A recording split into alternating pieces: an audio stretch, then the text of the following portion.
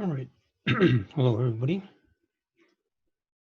We're going to dip into Oriental philosophy a little bit today and talk about the Yin Yang symbol. Now, you probably think you know what it means. Maybe you know what it means exactly. Maybe you don't know what it means. But there's quite a bit behind that little symbol. I want to spend some time today getting into it.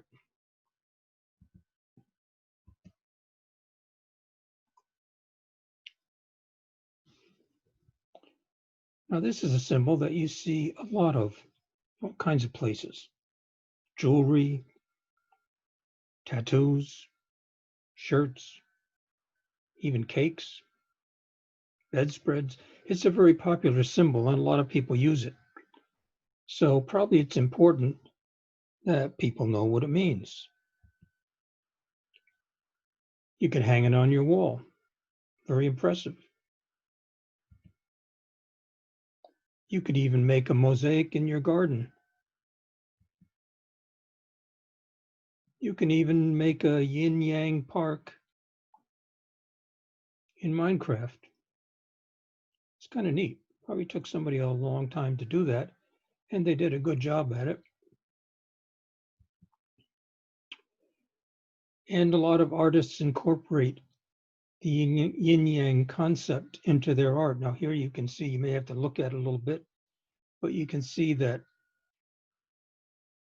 the light part or the white part of the symbol here is shown as nature, and the dark part is shown as urban decay, I guess. And then of course there's a dot inside each part of the symbol of the opposite. So inside the nature part, there's a dot of urban decay, and inside of urban decay, there's a dot of nature. And this is meant to imply that everything is a combination of opposites. And some of these symbols get pretty elaborate, pretty bizarre, but they're all basically the same concept. Dragon and Phoenix. That's a popular symbol in, I believe it's China, but I could be wrong. Tiger and dragon, I think that's Japanese. Again, opposing opposite things, but combined into one whole entity.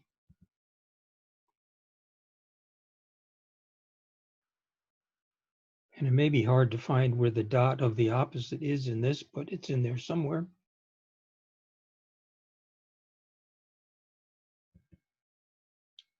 And even money, even not Oriental money. This is a Canadian $200 gold piece, I believe. And it has the yin yang, traditional yin yang symbol at the top. The square is a hole through the coin, which a lot of Chinese coins have. And the tiger and dragon are kind of liberated from the yin yang symbol, and they're just free floating as opposites on the same coin. And they can get pretty interesting. There's some artistic elaboration of yin yang as a gray and white wolf, I believe. And if you want to look at the dots, there are their eyes. The red eye in the dark wolf represents the light side, and the blue eye in the white wolf represents the dark side. And here you have two owls, a snowy owl and another kind of owl, dark and light, combined together, their eyes again standing for the dark and light spots. Now, all of this goes back to ancient Eastern tradition. And when I say Eastern, I could mean anywhere in Asia, but primarily China and Japan. And the Eastern tradition is very much rooted in the natural world. And the traditional interpretation of the yin yang symbol, when it's just a black and white symbol is that the yin is the feminine passive side, and the yang is the masculine active side. The yang is light, the yin is dark, negative, cold. The yang is light, hot. The sun, the moon, there are lots of different contrasting opposites. And that's the basic underlying principle of the yin yang approach to reality, because that's what this really is. It's a philosophy about reality, the unification of opposites. Now, in Western logic, we don't have that.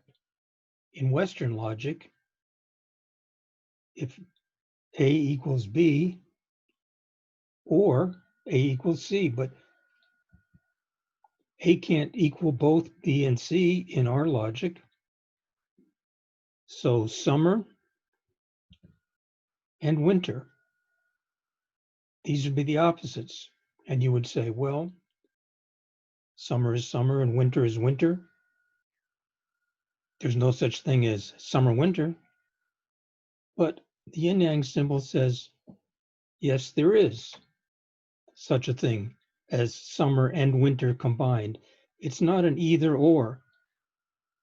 And Yin Yang is a combined approach to reality that says you can have two opposite things at the same time. So how can it be both summer and winter at the same time? Well, this picture, of course, isn't something that could occur in reality, because you would either have more winter or more summer. But in Eastern logic says you can have both at the same time. And we're taught not to believe that, but in this presentation, I'll show you how that works. Again, this is an ancient philosophy that has been in existence for 1,000 years or more. And the idea is that A, which is the whole thing, is a combination of yin, summer, and yang, winter. So what could possibly be both winter and summer at the same time? Well, think about it. On a continuum, now what's a continuum? A continuum means two things that are combined in different ways over time. So look at this. It's a temperature chart. Temperature chart shows how things vary over time. So in January, it's very cold. July, it's very hot. And in December, back to very cold again. And you could look at it this way. But what you'll notice in the bottom graph, that each rectangle is a combination of summer and winter. Summer being dark, winter being light, white. So in January and December, there really isn't much summer around. It's cold and bleak. And in July, it's all summer. You can't go out and have a snowball fight in July. But in between, let's say in March or April or November, you can have days that are a little bit summer and a little bit winter. And that's the whole idea. Yin Yang says that the weather or the climate is both summer and winter at the same time. And if you slice through one side of the year, you'll find it's all summer. Slice through the other side, you'll find it's all winter. Or the other way around, whichever color you choose. And yet if you slice it a different way, let's say you're in April or May, and you go through and you'll say, well, gee, you know, it's It's still kind of chilly, but you know, it's warming up. So it's the reality of what you're feeling is not summer or winter, it's summer and winter together. So summer and winter are not opposite, separate entities. They combine to bring us each day. Right now, it's kind of hot, it's summery here, but it's not as hot as it was 2 days ago when it was 90. Today, it's only going to be 75. So I'd say, you know, it's summer, but there's a little bit of winter mixed into it. And that's yin yang. Now, when you look outside, you know, if I look outside, I say, hey, it's summer. Of course, I might look at the calendar and I see it says August. Well, everybody knows August is summer, but it's summer with a little winter mixed in because it's not as hot as it was a week ago. It's another continuum. This is the medical continuum, and it shows the combination between what they call low acuity, which means they're not really seriously ill, and high acuity, which means they're very sick. And the patient medical complexity is graphed with a combination of these two things.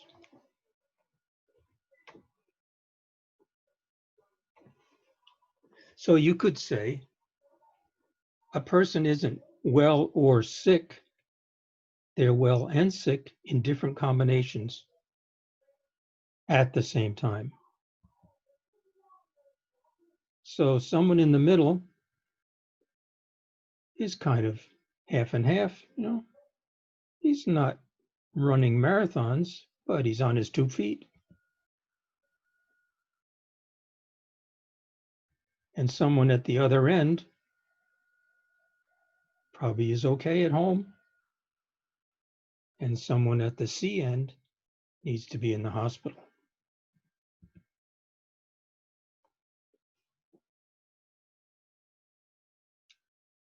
And of course, this can change with time. As you get older, you slide down that continuum toward the red end. But when you're younger, hey, you're doing okay. And in the middle, you're a combination. So instead of saying, you know, how's your health? You say good or bad. You say, well, it's a combination of a little bit of this and a little bit of that. So we tend to not use the Oriental approach of yin yang because we try to label, just like that continuum there does, try to label a person as just one thing. So they've got categories: outpatient, nursing home, inpatient. But what if the person is kind of halfway between nursing home and outpatient? We'd have to make up another word for it, or just accept the yin yang approach, which is a combination of things. So that person might be a BBC. That is, they've got two portions of B characteristics and one of C. So 2 healthy and 1 not so healthy. On the other end, they've got 2 unhealthy and 1 kind of healthy. So there's another way to look at it. The sidewalk. Go outside. Well, don't go out right now, but later go outside and look at the sidewalk. And, you know, is it wet? Is it dry? Well, I don't know. I don't know what the weather's going to be like in your neighborhood when you see this. But if I went out now, it's all sunny and hasn't rained for a couple of days, I'd say the sidewalk is dry. But if it rains later today, I'll go out and look at that sidewalk. Hey, now it's wet. But what if it just rained a little bit? so that it wouldn't be really wet. And when the sun comes out, it wouldn't be really dry. Right after the sun comes out, I might say, hey, the sidewalk is still damp, or the grass is damp. Let's take the grass. You want to go play outside? No, it just stopped raining and the grass is still damp. So what we do is we end up creating in between things. But in fact, the sidewalk is a combination of wet and dry, no matter what it is. If it's damp, it has a little wetness in it. And if you took that sidewalk, the dry one, and you put it on the moon for a week, it would be even drier than it is here because the air has humidity. So even a totally dry sidewalk on a sunny day is not as dry as it would be on the moon. And if you took the sidewalk and put it down the bottom of the ocean, it would be wetter than it would even be in a rainstorm because it'd be totally saturated with water. So often we don't see the total extremes on the ends of the continuum. We're always seeing a combination. And that's the concept of yin yang. Everything you look at has two things in it mixed up at once in different proportions. Now, Western logic, or what we call classificatory logic, meaning we classify things, that's a duck and that's a turkey and that's a goose, and we know the difference. This is Aristotelian logic after Aristotle. Basically says if A equals B and B equals C, then A equals C. So, it's the old saying, if it looks like a duck and it walks like a duck and it quacks like a duck, then it's a duck. But the point is here that one thing can be something else, and then that relationship carries over to another connection. But you've got to watch out. Here's that same logic. A equals B and B equals C, then A equals C. Penguins are black and white. Some old TV shows are black and white. Therefore, some penguins are old TV shows. Look at that. You think that's funny, but that's A equals B. Penguins, A. Black and white, B. Old TV shows are black and white. B equals C. Therefore, penguins are old TV shows. A equals C. Sorry, penguin. Weather. Weather's a great one for continuum. It's hot. It's cold. It's freezing. What's this? Boiling hot? What's that? Well, we go outside and we say, well, it's not cold, it's not hot, it's mild or warm or something. So we're constantly trying to put reality into a box. A box we can put a label on, but weather isn't like that. What if it's not freezing, but it's cold, but it's colder than just cold, but it's not freezing? Then you end up sticking a box between freezing and cold, and pretty soon you have a whole world full of boxes or categories or classifications.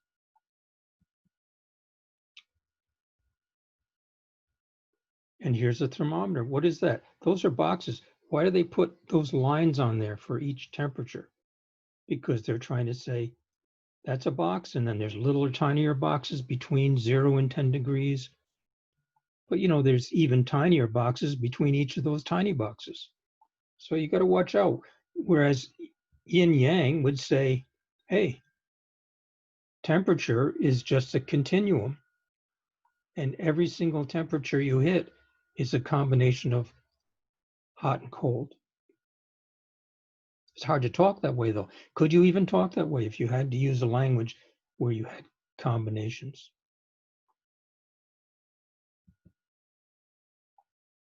So language breaks down reality into pieces. So we can talk about it, just like you see in this little illustration here. Language, the knife, chops up reality, which are the dice, and you end up with littler pieces.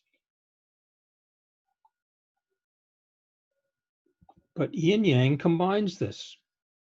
But maybe you can't talk in yang-ish, or whatever the language would be. Did you know that Eskimos who live in the Arctic have, well, some people say 50, some say 100, some even say 500 different words for snow. We have some different words. You might say sleet, slush, powder. Skiers have a lot of different words, but not 400 or 500 different words. Why do the Eskimos need all these words? Well, they need it because they live in it and they need to understand it. So the 2D, two-dimensional yin yang, what if it goes to three-dimensional yin yang? Now your mind is going to get stretched. You know, we just spent a lot of time trying to understand yin yang flat on a piece of paper. Now look at this. This is a three-dimensional yin yang sphere. And really, I can't even grasp that, but what if you go to 4D and you add time? Just look at this for a minute. This is true to the concept of yin yang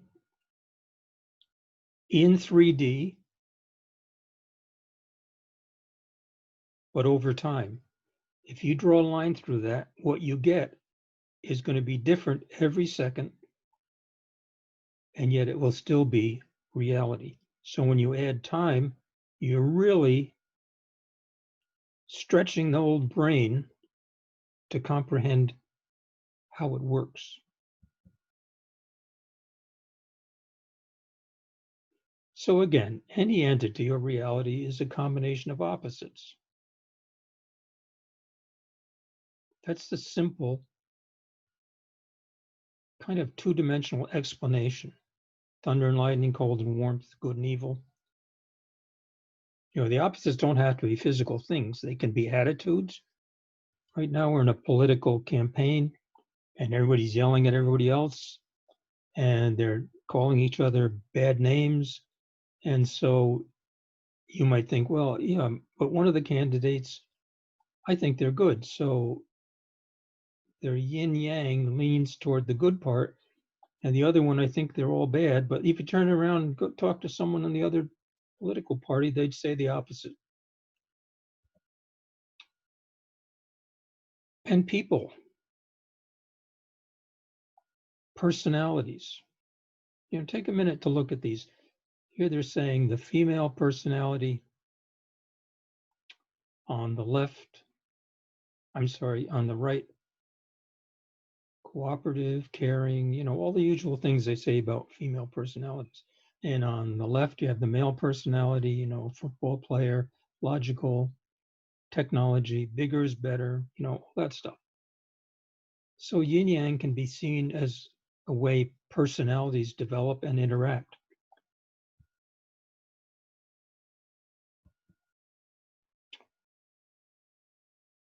So we know opposites combine differently across the continuum. You know, if you talk about weather,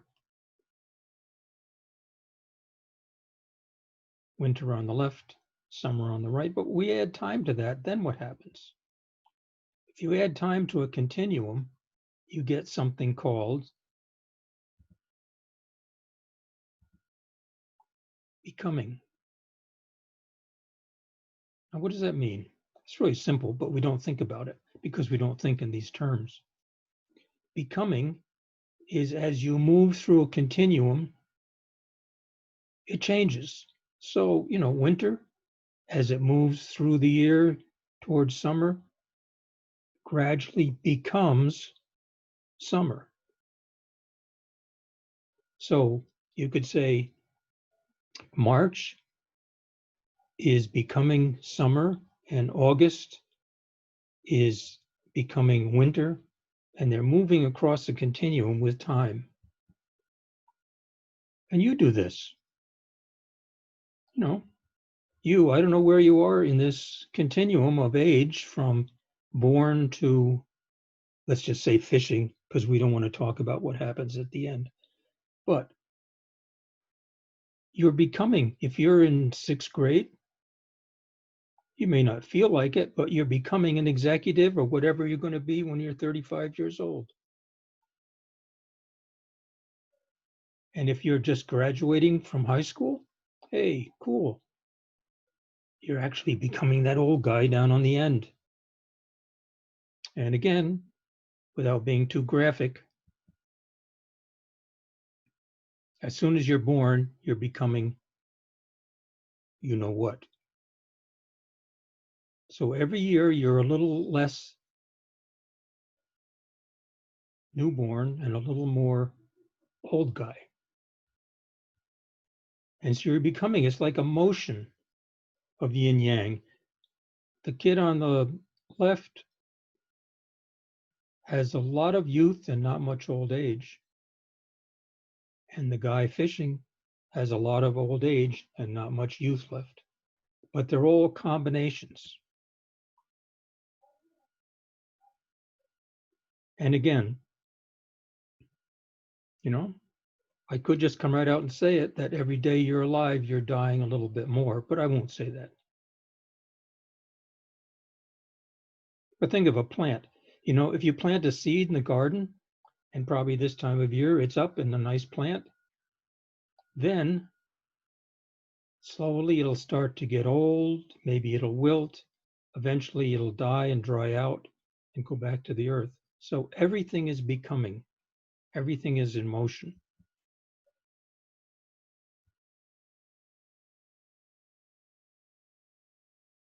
So Aristotle,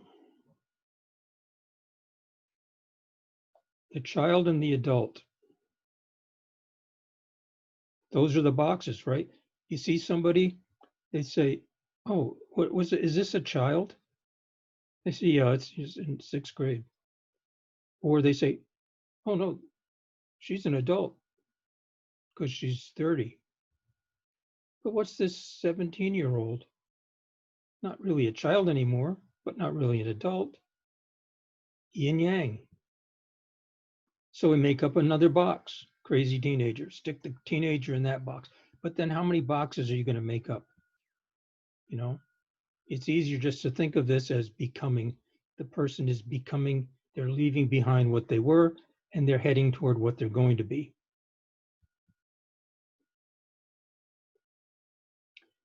And I hope you don't get sick looking at this, but basically this is what becoming kind of looks like. If you were to map it out in 3D, if you're walking through that pile of blobs, that's what a person does as they become through time.